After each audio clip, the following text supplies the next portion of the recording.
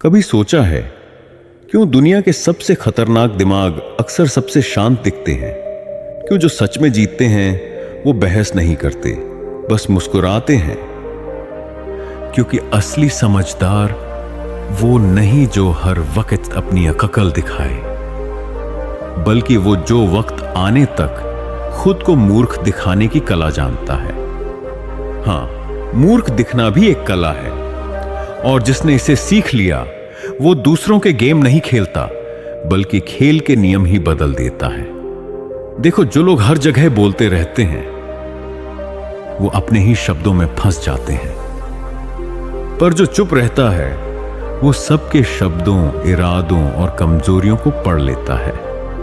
चाणक्य ने कहा था, कभी कभी अपने ज्ञान को छिपाना ही सबसे बड़ा ज्ञान होता है।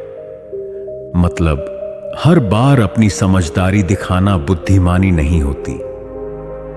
कभी कभी अनजान दिखना ही सबसे समझदार कदम होता है। अब सोचो, अगर चाणक्य खुलेआम कहते मैं सिकंदर को हराऊंगा, तो क्या कोई उन्हें मौका देता? नहीं। उन्होंने खुद को साधारण ब्राह्मण बताया, पर अंदर से ऐसी रणनीति बनाई कि पूरा साम्राज्य हिल गया। यानी असली सवाल यह नहीं कि तुम कितने होशियार हो, बल्कि यह कि कब और कहां उस होशियारी का इस्तेमाल करते हो। एक सीन सोचो, तुम ऑफिस मीटिंग में बैठे हो, हर कोई बोल रहा है, हर कोई चाहता है कि उसका आइडिया सबसे अच्छा लगे, और तुम बस सुन रहे हो बिना रिएक्ट किए। लोग सोचेंगे ये तो कुछ जानता ही नहीं, पर तुम सबकी बातें पढ़ रहे हो। कौन ईगो में है, कौन दिखावा कर रहा है, और कौन सच में सॉल्यूशन दे रहा है। और जब सब थक जाते हैं, वो तुम बोलते हो शांत आवाज में, कम शब्दों में, पर असरदार बात करते हो। सबके चेहरे पर सन्नाटा छा जाता है, क्योंकि अब तुम मूर्ख नहीं, मार्गदर्शक बन चुके हो। यही है चाणक्य नीति। पहले उन्हें बोलने दो ताकि वो खुद को खोल दें, फिर तुम बोलो ताकि खेल खत्म कर दो। अब कोई कहेगा, भाई ये तो चालबाजी है। नहीं भाई, ये रणनीति है। चालबाजी धोखा देती है, रणनीति दिशा देती है। चाणक्य ने कहा था, जो अपने ज्ञान का दिखावा करता है वह ज्ञान से खाली होता है। आज भी देख लो, हर जगह दिखावा है।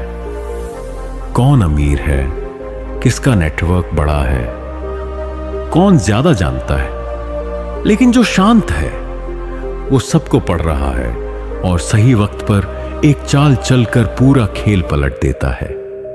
इतिहास गवाह है, रामानुजन, कबीर, गांधी, सबको शुरुआत में हल्के में लिया गया। लोगों ने उन्हें कम समझा, पर जब वक्त आया उन्होंने वो कर दिखाया जो किसी ने सोचा भी नहीं था। क्योंकि सच्चा समझदार वो नहीं जो हर बात में बहस करे, बल्कि वो जो सही वक्त पर असर छोड़े। कभी किसी बहस में खुद को रोक कर देखो, लोग सोचेंगे तुम हार गए, पर असल में तुमने अपनी ऊर्जा बचा ली, और वही ऊर्जा किसी बड़ी जीत में काम आती है। यही है बुद्धि की अर्थव्यवस्था, जहां हर लड़ाई लड़ने की नहीं, सिर्फ जरूरी जगह जीतने की आदत होती है। कभी कभी जिंदगी में सबसे बड़ा युद्ध बहुत छोटा दिखता है। कोई दोस्त, कोई बॉस या कोई रिश्तेदार तुम्हें उकसाता है, नीचा दिखाने की कोशिश करता है। वो चाहता है कि तुम बहस करो, रिएक्ट करो, क्योंकि जैसे ही तुम रिएक्ट करोगे वो तुम्हारे ऊपर कंट्रोल पा लेगा। पर अगर तुम मुस्कुराकर कह दो शायद आप सही हैं, तो खेल वहीं नहीं खत्म होता, वहीं से शुरू होता है। क्योंकि अब वो जीत के भ्रम में रहेगा, और तुम अगली चाल चलने के लिए आजाद हो जाओगे। लेकिन याद रखना, मूर्ख दिखने की कला तभी काम करती है जब तुम्हारा अहंकार तुम्हारे कंट्रोल में हो। अगर तुम्हें भी हर वक्त जवाब देना है तो तुम वही गलती करोगे जो सब करते हैं। चाणक्य कहते हैं, जो स्वयं को नियंत्रित कर सकता है वही दूसरों को नियंत्रित कर सकता है। मतलब पहले खुद के भीतर की आग पर काबू पाओ। लोग क्या कह रहे हैं उसे सुनो, समझो, पर जवाब दो सही वक्त पर। एक कहानी सुनो। राजा के दरबार में एक पंडित और एक किसान के बीच बहस हुई। पंडित बोला, इस किसान को कुछ नहीं आता, यह अनपढ़ है। किसान मुस्कुराया, कुछ नहीं बोला। राजा ने कहा, चलो एक प्रश्न करते हैं। पंडित ने संस्कृत में लंबे मंत्र बोले। किसान चुप रहा। राजा ने पूछा, किसान, तुम्हारा उत्तर? किसान बोला, महाराज, मुझे इन शब्दों का अर्थ नहीं पता, पर मैं इतना जानता हूं, बीज बोओगे तो फसल आएगी, झूठ बोओगे तो बर्बादी।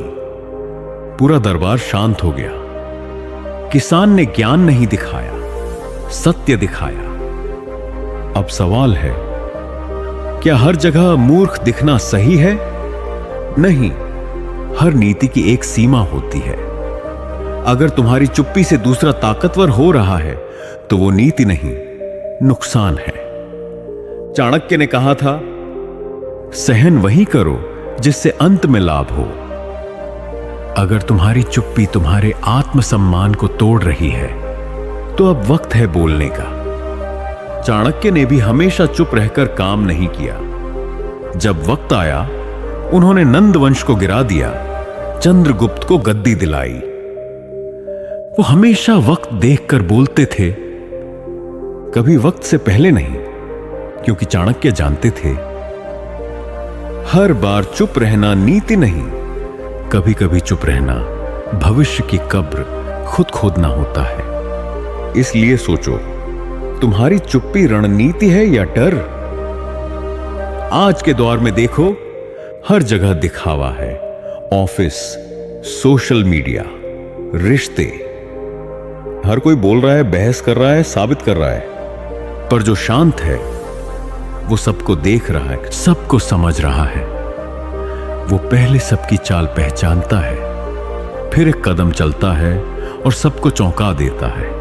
चाणक्य ने कहा था, मौन के 3 रूप होते हैं, मूर्खता का, बुद्धि का और रणनीति का।